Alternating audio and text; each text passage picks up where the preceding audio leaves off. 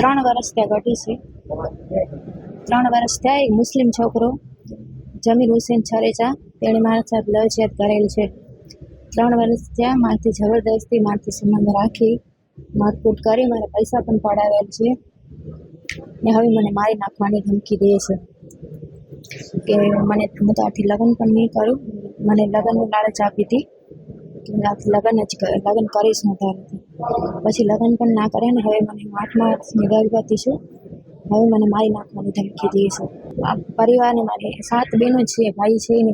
તારી એક બેનને હું ધખાવી નાખીશ તો કેસ કે કાંઈ પણ કરવા ગઈ નહીં તો એવી રીતે મને મારવાની ધમકી આપી છે. મારે મારવા ફરે છે, છરી લઈને ફરતો ચાલે મારવા માટે. તને હું મારી જ નાખી, નશો કરીને ફરતો ચાલે, ક્યાંય નીકળવા દેતો જ નથી.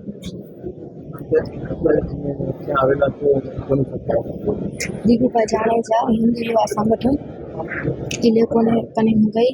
મેં કીધું તમે મારા ભેગા હાલો. પોલીસ તંત્ર દાદ દેતું નથી. 4-5 ધક્કા મને ખવડાવ્યા.